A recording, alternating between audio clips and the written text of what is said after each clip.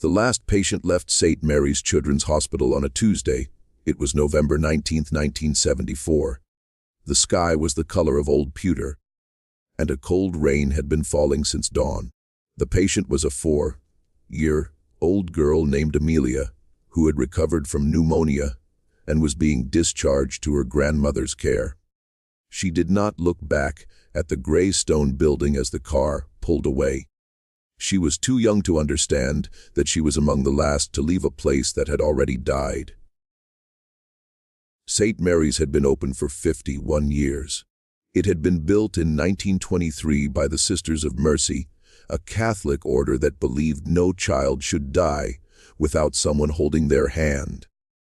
The cornerstone was laid in a ceremony attended by the mayor of Baltimore, the Archbishop of Maryland, and nearly 2,000 people who had donated money to build a hospital for children who could not afford to be treated anywhere else.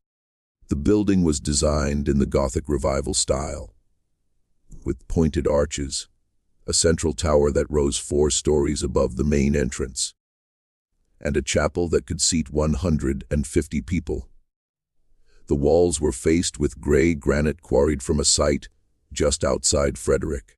The windows were leaded glass, and in the chapel, a large rose window depicted Christ blessing a crowd of children, their faces rendered in shades of blue and gold and crimson.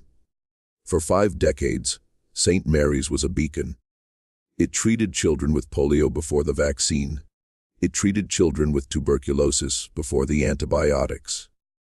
It treated children burned in fires, children born with hearts that did not work properly, children who had swallowed poison, children who had fallen from windows, children who had been beaten by parents who were supposed to love them. The nuns who ran the hospital did not ask questions about how the injuries had occurred. They only asked how they could help.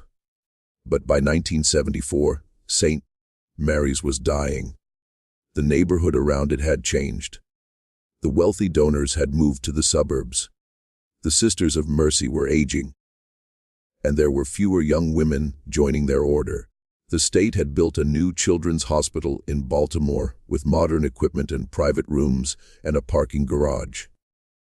St. Mary's still had shared wards, peeling paint, and a heating system that groaned like a dying animal in the winter. The hospital board voted to close in August of 1974. The vote was unanimous. No one spoke against it. No one mentioned the 3rd floor. The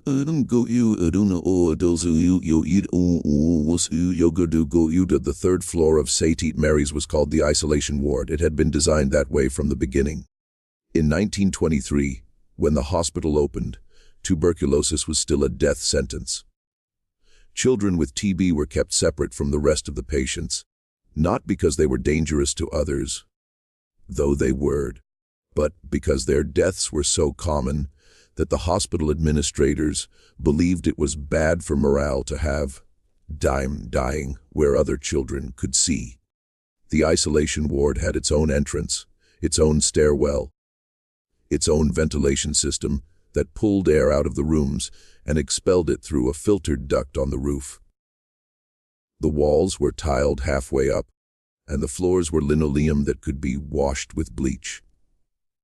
The windows were small and high, too high for a child to reach, too small for anyone to climb through. There were 8 rooms on the ward, numbered 301 through 308, and a 9th room at the end of the hall that was used for storage. Room 312 was a mistake in the numbering system, a quirk left over from an expansion in 1941 that had added 4 rooms but never renumbered the hallway. Room 312 was the last room on the left, the farthest from the nursing station, the room where they put the children no one expected to save. The nursing station was at the center of the ward, behind a wall of glass that could be locked from the inside. There was a desk, a telephone, a sink, and a small refrigerator for medications that needed to stay cold. The nurses who worked the isolation ward were volunteers. No one was assigned there against their will. The hospital had learned early that some nurses could not handle watching children die alone, and those nurses were given other duties. The ones who stayed were the ones who had learned to compartmentalize, to do their jobs, to administer the medications and change the sheets and hold the small hands without letting the grief consume them. In the 51 years that St. Mary's operated 340, 7 children died on the 3rd floor. Some were infants, born with organs that had not formed correctly, kept alive for days or weeks before their small bodies simply gave up. Some were teenagers, brought in with diseases that had already eaten half their lungs or invaded their brains. Most were somewhere in between, old enough to know they were dying, young enough to be terrified. The hospital kept a log. Every death was recorded in a leather-bound book that was kept in the nursing station desk. The log included the child's name, age, date of admission, date of death, and cause of death. It did not include whether anyone was holding their hand when they died. The nuns who kept the log did not think that information was necessary. They remembered. The summer of 1974 was hot. Temperatures in Baltimore reached the high 90s for 18 consecutive days in July, and St. Mary's had no air conditioning. The windows in the isolation ward were painted shut, a safety measure to prevent children from opening them and falling. The ventilation system worked. Barely, but it moved hot air from one part of the building to another without cooling it. The nurses brought in box fans and set them on the desks, but the fans only pushed the heat around. The children on the 3rd floor that summer were mostly meningitis cases. There was an outbreak in the city, a particularly aggressive strain of viral meningitis that attacked the brain stem and caused paralysis before death. 7 children were admitted in June. 4 of them died within 2 weeks. The other 3 lingered, their bodies fighting a battle they could not win. Among the children who died that summer was a boy named Daniel. He was 7 years old, small for his age, with dark hair and dark eyes and a habit of humming to himself when he was afraid. He had been admitted on August 3, brought in by an ambulance after his mother found him unresponsive in his bed. The doctors diagnosed viral meningitis within 6 hours. They started him on antivirals, though they told his mother the drugs were unlikely to work. The strain was resistant. They had seen it before. Daniel's mother, a woman named Patricia, was 28 years old. She was a secretary at a law firm in downtown Baltimore, single, with no other children. She sat outside the isolation ward for 10 days in a plastic chair that the nurses brought for her, because there was no waiting area on the 3rd floor. She was not allowed inside except for 15 minutes each day, and only then wearing a gown, gloves, and a mask. She held her son's hand through the rubber glove. She told him stories through the surgical mask. She sang to him the same lullaby her mother had sung to her, a song about a little boat on a big river. On September 18, Daniel died. Patricia was not there. She had stepped out to use the bathroom on the 2nd floor, and when she came back, the nurse was already closing the door to room 312. The nurse, a woman named Margaret Cross, had been holding Daniel's hand when he died.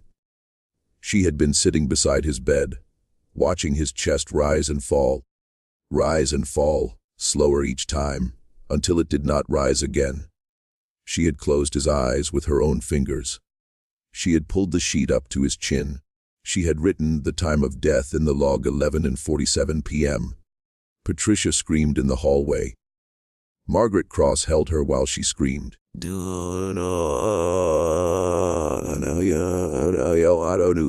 Margaret Cross had worked at St. Mary's since 1953.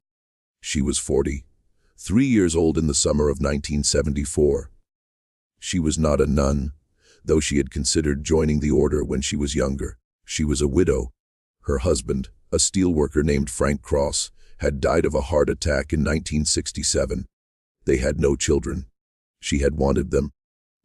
But Frank had not, and she had accepted his decision because she loved him and because she believed that the children she cared for at St.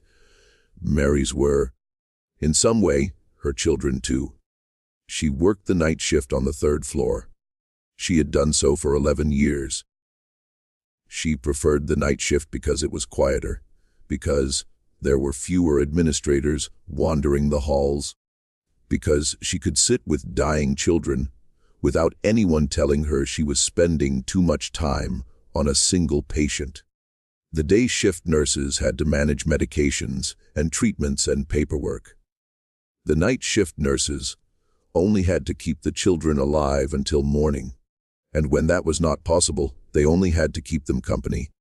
In October of 1974, 6 weeks after Daniel died, the 3rd floor was empty.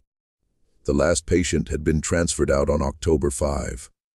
The meningitis outbreak had subsided, and the hospital administration had decided not to admit any new patients to the isolation ward because the hospital was closing. The 3rd floor was supposed to be empty. The lights were turned off. The beds were stripped. The medication cart was rolled away. The door to the stairwell was locked. But Margaret still came up to the 3rd floor at night. She was not supposed to. The hospital administrator, Dr. Harold Finch, had told all the night staff to stay on the 1st and 2nd floors, where the remaining patients were being prepared for transfer. But Margaret had worked on the 3rd floor for 11 years. She knew its rhythms, its sounds, its silences. She knew the way the ventilation system hummed at 2 a.m., the way the pipes groaned when someone flushed a toilet on the 2nd floor, the way the windows rattled when the wind came from the east. One night in mid-October, she climbed the service stairs to the 3rd floor. She did not turn on the lights. She walked the hallway by the glow of her small flashlight, checking the rooms one by one, making sure the windows were still closed, making sure no one had broken in. It was a routine she had developed over the years, a way of saying goodnight to a place that had been her second home. She stopped outside room 312. The door was closed. She put her hand on the knob. She did not open it. She stood there for a moment, remembering Daniel, remembering the way his small hand had felt in hers when he took his last breath. She whispered to the door, something she had never done before, something she could not explain afterward. She whispered, "I hope you're not alone, wherever you are." Then she turned to leave. The clock on the wall behind her clicked. It was midnight, and from inside room 312, a child's voice spoke. It was not a whisper. It was not a moan or a cry. It was a clear, small voice, the voice of a boy of perhaps 6 or 7, speaking in a tone that was not afraid or angry or sad. It was simply asking, "Is somebody there?" Margaret froze. Her hand was still on the doorknob. Her flashlight was pointing at the floor. Her heart was beating so hard she could feel it in her throat. The voice came again, after a pause of perhaps 10 seconds. "I'm in here. It's dark. I can't find the light." Margaret did not open the door. She was not a superstitious woman. She did not believe in ghosts. She had watched more than 300 children die, and not one of them had ever come back to speak to her. But she knew that voice. She had heard it 1,000 times, in the months that Daniel had been her patient. It was his voice, the same pitch, the same cadence, the same small catch at the end of the word, light, as if he was not sure he was using the right word. She turned and walked back down the hallway. She did not run. She walked at a steady pace, the way she had walked for 11 years, one foot in front of the other, her flashlight beam bobbing on the linoleum floor. She unlocked the stairwell door, descended 3 flights, crossed the lobby, and went into the break room on the 1st floor. She sat down at the table where she had eaten 1,000 meals. She did not cry. She did not pray. She sat there until her shift ended at 7 a.m., and then she went home and slept for 4 hours, and then she came back. She did not tell anyone what she had heard. Not yet. Margaret Cross was not the only person who heard the voice. There were 3 other nurses working the night shift at St. Mary's in October of 1974. Their names were Catherine Doyle, Ruth Hendricks, and Eleanor Bowers. Catherine was 26, young and ambitious, planning to go to medical school. Ruth was 59, near retirement, tired and cynical after 30 years of nursing. Eleanor was 34, divorced, raising 2 children on her own, working the night shift because it paid more. None of them believed in ghosts. None of them had ever reported anything unusual during their years at St. Mary's. But by the end of October, all 3 of them had heard the voice, and all 3 of them had decided, separately, that they could not continue working there. Catherine heard it first, a week after Margaret. She was making rounds on the 2nd floor when she heard a sound coming from above. She thought it was a child crying, which was not unusual. Children cried in hospitals. But this was different. This was not crying. It was speaking.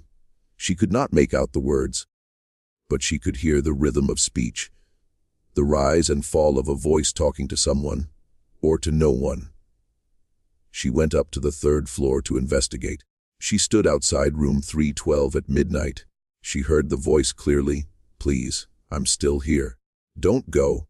She left the hospital that night and never came back. She called Dr. Finch the next morning and told him she was resigning effective immediately. She did not explain why. She did not have to. Dr. Finch was a pragmatist. He did not ask questions he did not want the answers to. Ruth Hendricks heard it 3 nights later.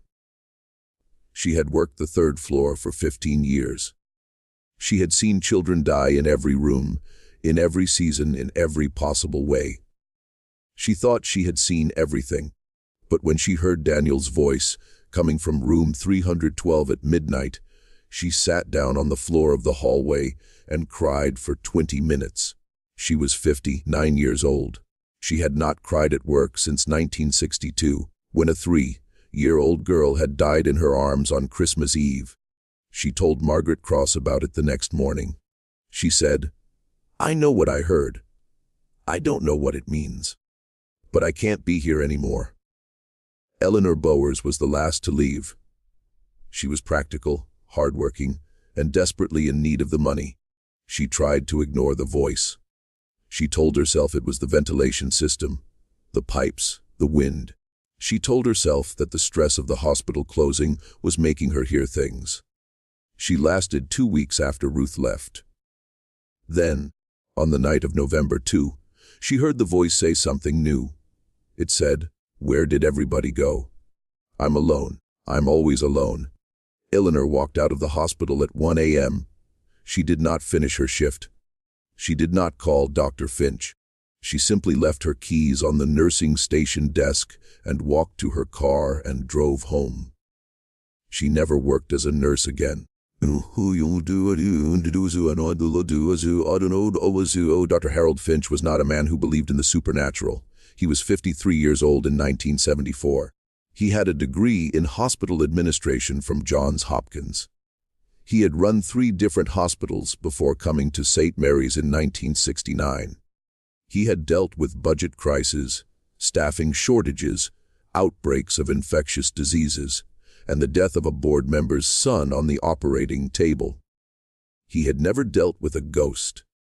When the first nurse resigned, he did not think much of it. Nurses resigned all the time. St. Mary's was closing.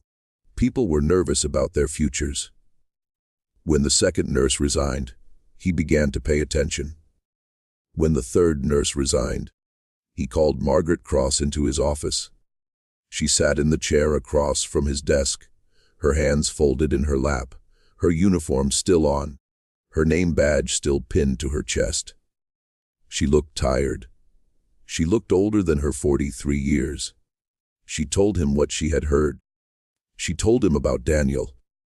She told him about the voice at midnight, the same voice, night after night, asking if anyone was there, asking for the light. She told him that she had been back to the 3rd floor, 3 times since October, always at midnight, always alone. She told him that the voice always spoke. She told him that she had begun to answer it, just once, just to see what would happen. She had said, "I'm here, Daniel. You're not alone." And the voice had said, "I can't find the door. Can you open it?" Dr. Finch listened without interrupting. He did not smile. He did not nod. He did not write anything down. When she was finished, he thanked her for her years of service, signed her termination papers with the notation, "Voluntary resignation," and wrote her a letter of recommendation. He was not a cruel man. He simply did not know what else to do. That night, he went to the 3rd floor himself. He took the service stairs. The stairwell was dark. The bulbs had burned out months ago, and no one had replaced them.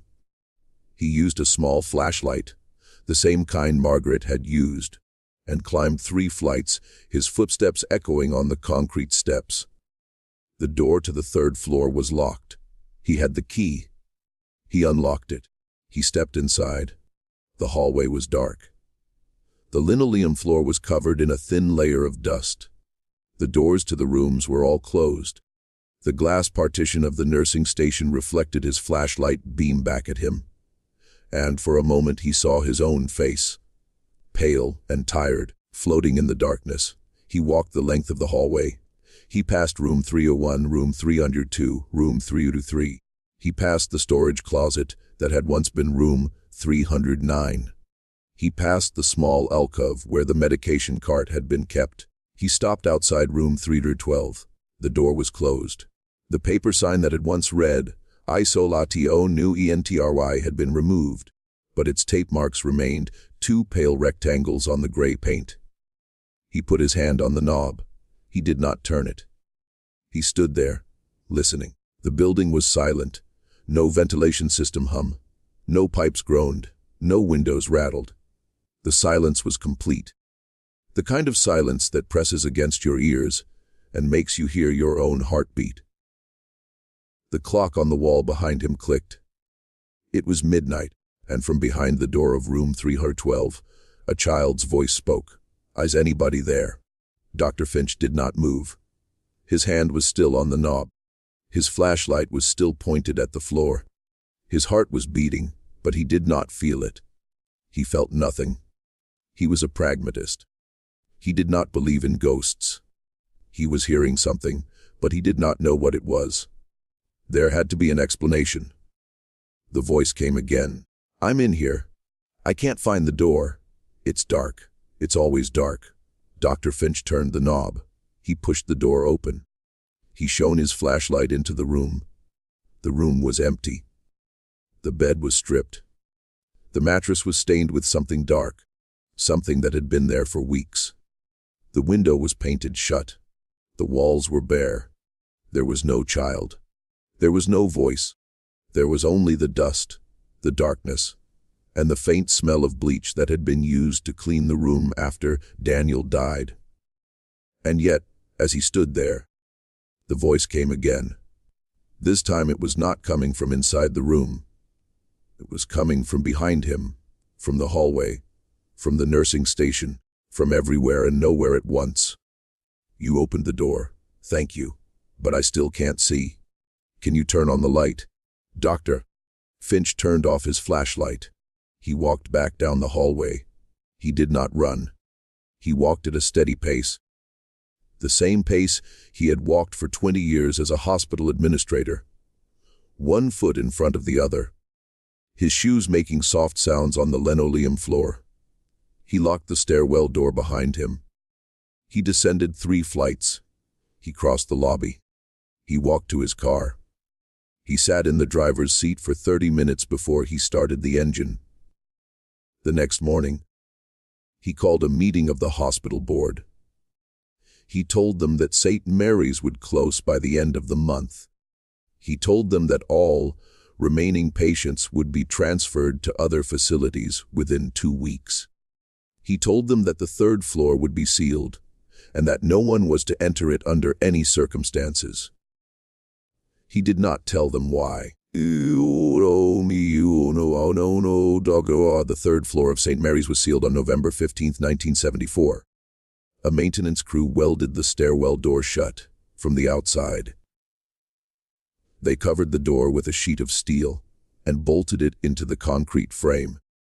They painted over the bolts with gray paint that matched the walls. From the outside, it looked like there had never been a door there at all. The elevator did not go to the 3rd floor. The elevator had been programmed to skip that floor years ago, after the isolation ward was closed. The buttons for the 3rd floor were still there, but they did nothing when you pressed them. They were remnants, ghosts of buttons, present but powerless. The windows on the 3rd floor were painted shut, as they had always been. The ventilation system was turned off. The pipes were drained. The electrical wiring was disconnected at the circuit breaker in the basement. The 3rd floor became a tomb, not for the dead, but for the memory of the dead. St. Mary's Children's Hospital closed on November 19, 1974. The last patient left at 3 p.m. The staff gathered in the lobby for a brief prayer, led by Sister Mary Catherine, the last remaining nun on the staff. Sister Mary Catherine was 81 years old. She had worked at St. Mary's since 1935. She had held the hands of more dying children than anyone could count. She prayed for the souls of the children who had died there. And she prayed for the souls of the nurses and doctors who had cared for them. And she prayed for the building itself, which she believed had absorbed some of the suffering that had occurred within its walls. Then she locked the front door and walked to her car and drove away. St. Mary's was empty. For the next 15 years, St. Mary's stood empty. The property was owned by a holding company that had bought it for the land. The land was worth something. The building was not. The holding company maintained the property, just enough to keep it from being condemned, but not enough to keep it from falling apart. The windows were broken by neighborhood children. The copper pipes were stripped by scavengers. The pews in the chapel were stolen, then returned, then stolen again. The stained glass window depicting Christ blessing the children was shattered by a rock thrown from the parking lot. The pieces were gathered by an elderly woman who lived across the street, who kept them in a shoebox under her bed until she died in 1988. Homeless people came and went. They built fires in the lobby to keep warm. They slept in the rooms on the 1st and 2nd floors. They left behind bottles and needles and old clothes. And once, a dead dog that had been someone's companion before it starved. No one went to the 3rd floor. The welded door was still there. The bolts were still painted over. Some of the homeless people claimed they could hear sounds coming from above at night. Footsteps. A child's voice, sometimes singing, sometimes speaking, always too faint to understand. Most of them dismissed it as the wind, or their own minds playing tricks, or the rats that had infested the walls. But some of them refused to sleep on the 2nd floor. Some of them slept in the basement instead, or in the parking lot, or in the chapel, where the broken rose window let in the moonlight, and the silence was complete. Tanya Holmes was 19 years old when she moved into St. Mary's. It was the spring of 1989. She was pregnant 7 months along, and she was running from a man named Darrell who had beaten her so badly that she had lost hearing in her left ear. She had no family. She had no money. She had no place to go. She found the broken basement window on the north side of the building, hidden behind a pile of old tires. She crawled through it into a dark room that had once been the hospital kitchen. The appliances were gone, but the sinks were still there, and the floor was linoleum that had not been cleaned in 15 years. She swept out the worst of the dirt with a broom she found in the corner. She made a bed out of old mattresses and garbage bags filled with leaves. She hung a sheet over the broken window to keep out the wind. She lived there for 6 weeks. She did not tell anyone where she was. She was afraid that if she told anyone, Daryl would find her. She stole food from a grocery store 2 blocks away. She bathed in the bathroom on the first floor, using water from a faucet that still worked, though it ran brown for the first 30 seconds every time. She talked to her belly, to the baby growing inside her, telling it stories about the world it would be born into, promising it that she would keep it safe. She did not go up to the second floor. She did not need to. The first floor was enough. She had a place to sleep, a place to wash, a place to hide. She thought she could stay there until the baby came. She thought she could have the baby there, in the abandoned hospital, alone, and then she would figure out what to do next. She was wrong. She did not know about the third floor. She did not know about Daniel. She did not know about the voice. She learned on her 42nd night. It was June. The night was warm, and the windows on the first floor had been broken open by someone years before, so the breeze came through, carrying the smell of cut grass and car exhaust. Tanya was lying on her mattress, her hand on her belly, feeling the baby move. The baby was active that night, kicking and turning, as if it knew something was coming. She heard the sound at midnight. It was faint at first, coming from above, from the second floor, or maybe from the third. It was a child's voice, singing. The song had no words that she could understand. It was a melody, simple and repetitive, like a lullaby that had been passed down through generations, but had lost its words somewhere along the way. She sat up. She looked at the ceiling. The first floor ceiling was high, maybe 15 feet, with old water stains and cracks in the plaster. The sound was coming through the cracks, seeping down like water through a leaky roof. The singing stopped. There was a silence of perhaps 30 seconds. Then the voice spoke. "Are you down there?" Tanya did not answer. She was not afraid. She had been afraid for so long, for her entire life almost, that she had forgotten what it felt like to be safe. Fear was a background noise, like the hum of traffic or the buzz of the fluorescent lights that no longer worked. She heard the voice, and she knew it was strange, but she did not feel fear. She felt something else, curiosity, a strange, aching tenderness for the child who was speaking from the darkness above. She stood up. She walked to the stairwell. The door to the stairs was open, hanging on one hinge, the other hinge broken long ago. She looked up the stairs. The stairwell was dark. The steps were covered in debris, broken glass, old newspapers, a single shoe that had been there so long it had become part of the building. She climbed the stairs to the second floor. The second floor was dark too, but the moonlight came through the broken windows, casting pale rectangles on the floor.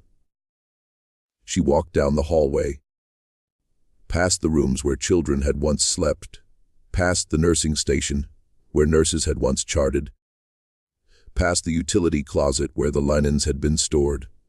She stopped at the stairs to the third floor.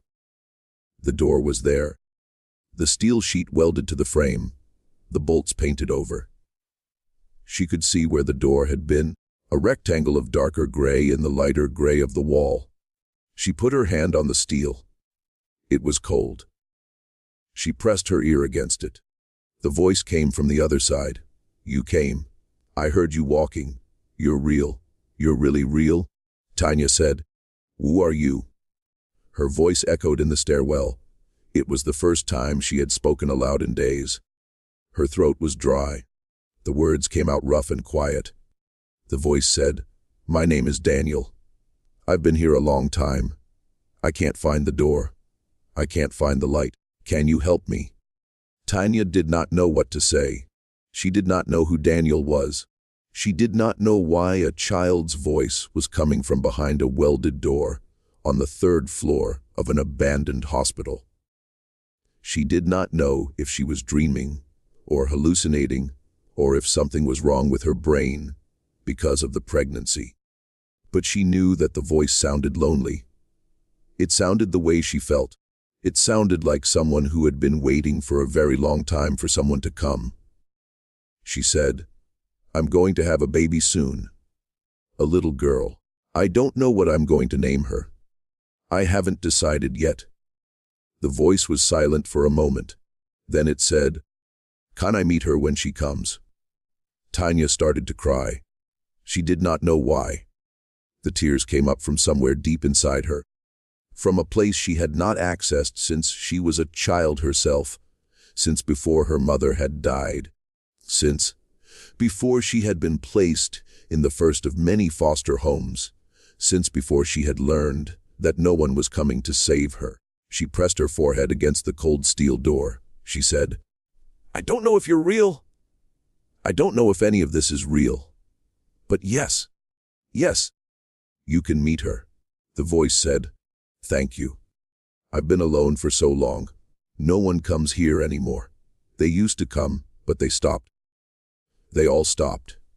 Tanya sat down on the top step, her back against the wall, her belly large and round in front of her.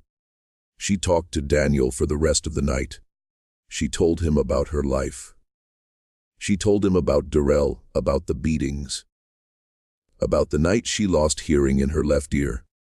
She told him about her mother, who had died of cancer when Tanya was 9, and about her father, who had left before she was born. She told him about the foster homes, the group homes, the years of moving from one place to another, never staying anywhere long enough to make a friend. She told him that she had never told anyone these things before. And Daniel listened. He did not interrupt. He did not offer advice. He simply said every few minutes, "I'm still here," or "I hear you," or "That sounds hard." When the sun began to rise, the voice grew quieter. It spoke one last time, as the first light came through the broken windows of the 2nd floor. "Don't leave me. Please. Everyone leaves. Don't leave me too." Tanya said, "I'll come back tonight. I promise." She stood up. She walked down the stairs.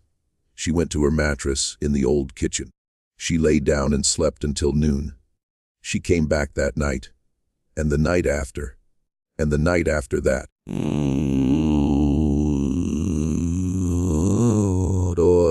For 3 weeks, Tanya Holmes went to the 3rd floor door every night at midnight. She sat on the top step, her back against the wall, and she talked to Daniel. She told him about her childhood. She told him about the books she had loved, the songs she had learned, the dreams she had given up on. She told him about the baby, about how she was afraid she would not be a good mother, about how she was afraid she would repeat the patterns of her own childhood, about how she was terrified of failing the one person who had not yet had the chance to fail her. Daniel told her about his life. He did not remember much. He remembered his mother, Patricia, but only as a voice and a pair of hands, because he had only seen her through the glass, and then through the mask, and then through the fog of his own dying. He remembered the song she sang to him, the one about the little boat on the big river. He remembered the nurses who held his hand. He remembered Margaret Cross most of all, the way she had sat with him in the dark, the way her hand had felt in his when he took his last breath. He remembered dying. He told Tanya that it had not hurt, not really. It had been like falling asleep. But then he had woken up, and he had been alone, and he had not known where he was or how to leave. He told her that he had tried to find the door, but the door was gone. He had tried to find the light, but the light would not come. He had called out many times, and sometimes people answered. But they never stayed. They always left. They always stopped coming. He told her that he did not know why he was still there. He did not know if he was a ghost. He did not know what ghosts were.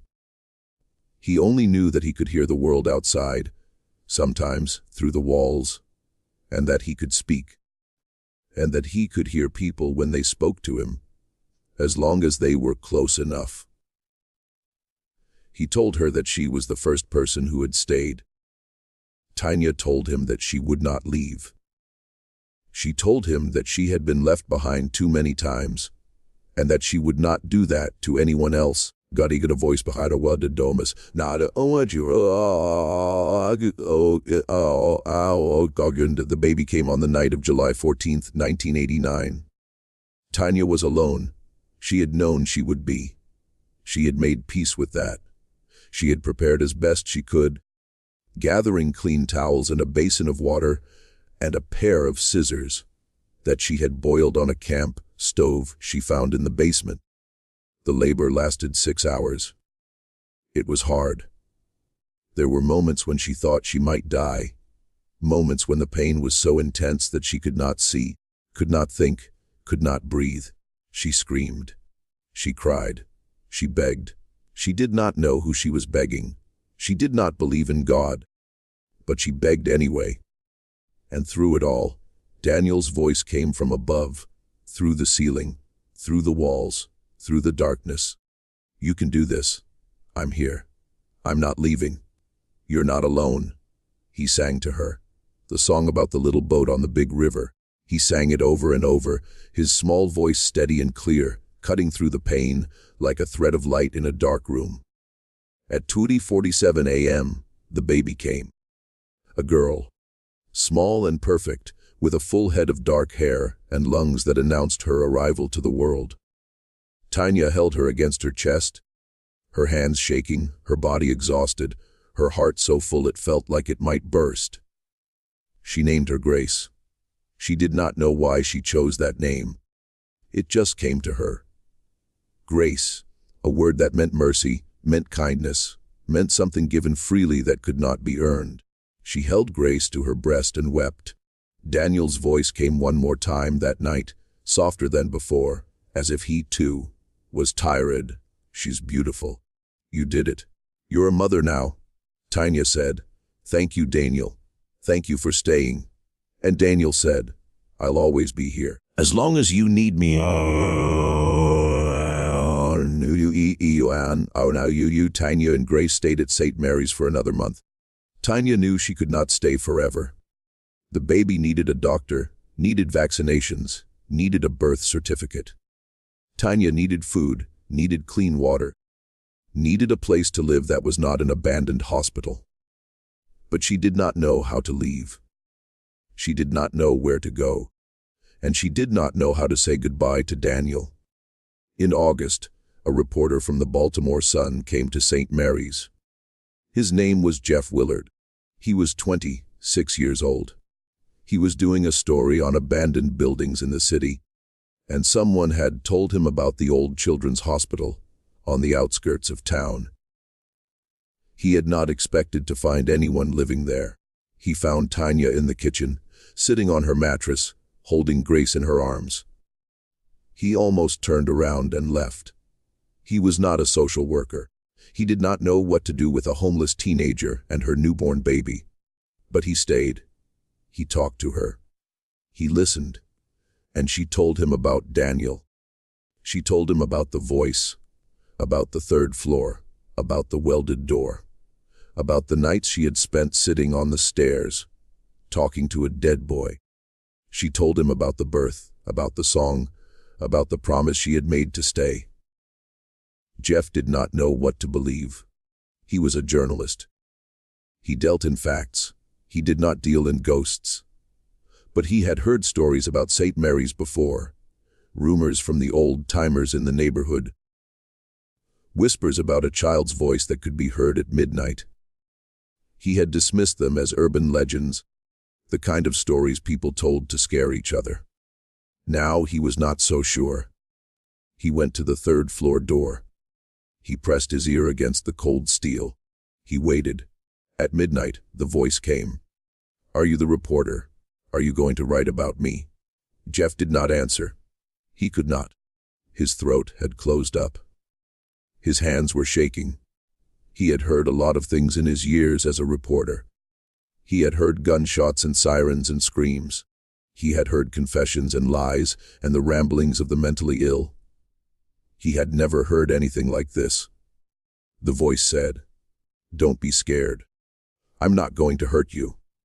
I just want someone to know I'm here. I just want someone to remember." Jeff wrote the story. It ran on the front page of the Baltimore Sun's feature section on September 17, 1989. The headline read, "The Voice in the Abandoned Hospital." The story told of Tanya Holmes, of Grace, of the voice behind the welded door. It told of Daniel, the boy who had died in room 312 in 1974, the boy whose voice could still be heard at midnight, asking for the light, asking for someone to stay. The story did not explain the voice. It did not try to. It simply reported what Tanya had said, what Jeff had heard, what the former nurses had experienced in the fall of 1974. It presented the facts and let the readers decide what to believe. The response was overwhelming.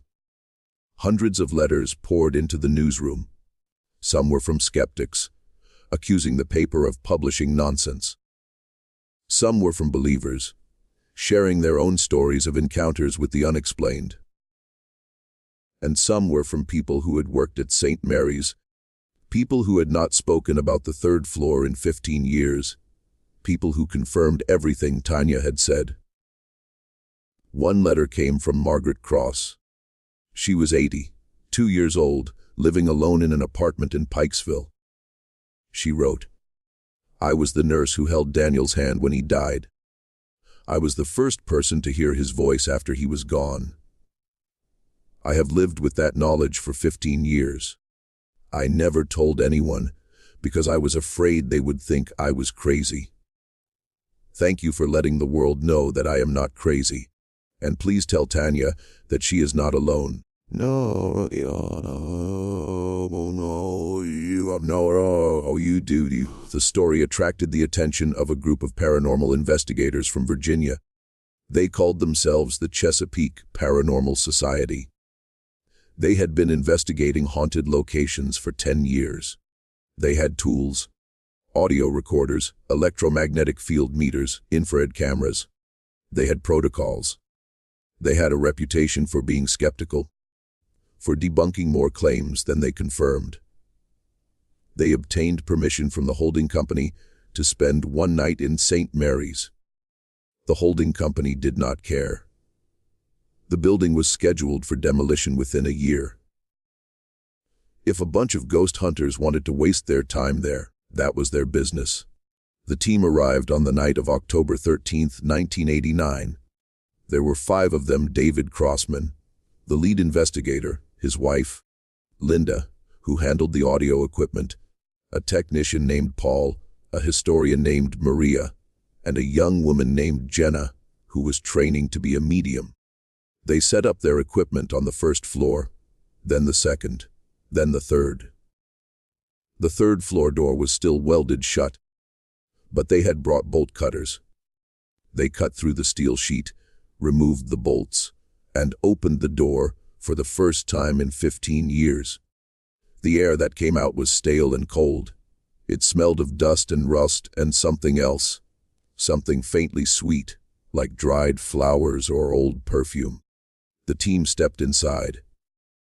Their flashlights cut through the darkness, revealing the hallway, the rooms, the nursing station, the glass partition that still reflected their own faces back at them. They set up their main audio recorder in the hallway outside room 312. They placed motion sensors in each of the 8 rooms. They turned off their flashlights and sat in the darkness, waiting. At midnight, the recorder picked up a sound. It was not a voice. Not at first. It was a sound like a small hand dragging along a wall, the faint scrape of fingernails on old plaster. Then a footstep, then another, then the sound of a door opening. Not room 3112, room 308, 3 doors down. The motion sensor in room 308 triggered. The team watched their equipment panel as a small blip appeared, moved across the room, and stopped at the window. Then it moved back to the door. Then into the hallway. Then it stopped outside room 312. The voice came through the recorder. Clear, small, a boy's voice. "Are you here to help me?" None of the investigators spoke. David Crossman later described the sound as the most heartbreaking thing he had ever heard. Not frightening, not menacing, just achingly, desperately lonely. The voice spoke again. "I can't find my mother. She said she would come back, but it got dark, and I can't find the light. I've been waiting for a long time." David did something that night that he had never done before in 15 years of investigating. He spoke back. He leaned toward the recorder, and he said, very softly, "We're here, Daniel. We're not going to leave you. We're going to help you find the light." The recorder picked up a sound that was not a voice. It was a sound like a small sigh, like relief, like the sound a child makes when, after a long time of waiting, someone finally comes. Then the motion sensors went silent. The recorder picked up nothing else for the rest of the night.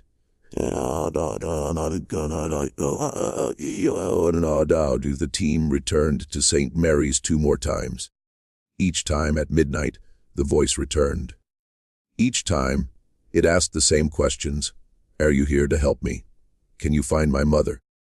Can you turn on the light?" And each time, David or one of the other investigators answered, speaking softly into the dark, telling the voice that they were there, that they were trying to help, that they would not leave. On the 3rd visit, David brought a flashlight, a simple, battery-powered flashlight with a beam that could light up a room. He stood outside room 312 at midnight. He waited. The voice came. "I'm here. I've been waiting." David said, "Daniel, I'm going to open the door. I'm going to turn on the light. And when I do, you need to go. You need to find your mother. She's waiting for you. She's been waiting for a long time." The voice did not answer. David opened the door. He stepped into room 312. The room was empty, as it had always been. The bed was still there, stripped and stained. The window was still painted shut. The walls were still bare. But David did not look at the walls or the bed or the window. He held up the flashlight and turned it on. He swept the beam across the room, slowly, deliberately. He watched the light move across the floor, across the walls, across the ceiling. He watched the dust motes dance in the beam. He watched the shadows retreat. He said, "The light is on, Daniel. You don't have to be in the dark anymore." For a long moment, nothing happened. The recorder was silent. The motion sensors were still. The room was empty. Then the recorder picked up something. Not a voice. Not a footstep. It was a sound like wind, like the rustle of leaves, like the whisper of something passing. It lasted for perhaps 3 seconds. Then it was gone, and the room was silent. The team waited for an hour. The voice did not return. They but it left. They now went back to say we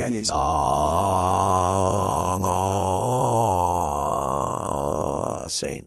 Mary's Children's Hospital was demolished in 1995.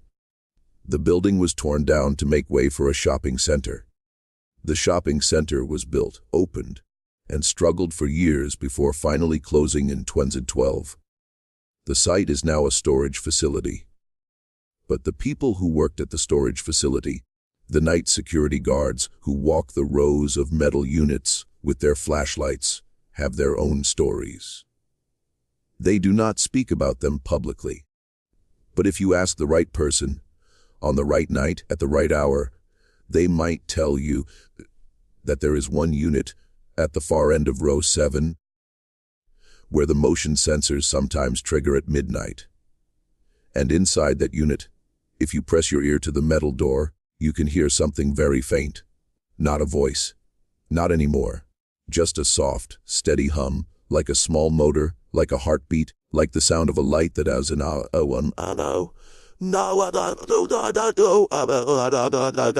Tanya Holmes and her daughter Grace left St. Mary's in September of 1989, after Jeff Willard's story was published. The attention from the newspaper brought help. A social worker found Tanya a place in a shelter for young mothers. A charitable organization paid for her to take classes at a community college. She learned to be a medical assistant. She got a job. She got an apartment. She raised Grace. She never forgot Daniel. She visited the site of St. Mary's every year on the anniversary of Grace's birth. She would stand at the edge of the property, wherever it was. In the parking lot of the shopping center, then in the gravel of the demolished site, then in the asphalt of the storage facility. And she would whisper into the air, "I'm still here, Daniel. I didn't leave." She never heard a response. But she believed that somewhere, somehow, Daniel heard her. Grace grew up knowing about Daniel. Her mother told her the story when she was old enough to understand. Grace did not know if the story was true. She did not know if ghosts existed, or if the voice her mother had heard was a hallucination brought on by stress and exhaustion and the pain of labor. But she believed her mother, and she believed in the power of staying. In 2019, Grace had a daughter of her own. She named her Daniela, a girl's name, but close enough. A tribute to the boy who had kept her mother company in the darkest hours, who had sung her into the world, who had waited and waited and waited for someone to turn on the light. Tanya, by then 50 years old, held her granddaughter in her arms. She looked at the small face, the dark hair, the eyes that were not yet focused on anything in particular. She thought of Daniel. She thought of the voice behind the door. She thought of the song about the little boat on the big river. She began to sing, softly, quietly, so that only Daniela could hear, little boat, where do you go? Down the river to the ocean, so slow. The water is wide, but the sky is above, and the one who is waiting for you is love." She did not know where the words came from. She had never heard them before. But they felt right. They felt like something Daniel would have wanted her to sing. She sang it over and over, rocking her granddaughter in the soft light of the nursery until the baby fell asleep. And somewhere, in a place that was not quite here and not quite gone, a small boy heard the song. He did not know where it was coming from. He only knew that it was familiar, that it reminded him of something he had almost forgotten. A voice, a pair of hands, a mother who had loved him, even if she could not hold him at the end. He followed the sound. He followed it through the darkness, through the long hallway of years, through the door that had finally been opened, through the light that had finally been turned on. He followed it home.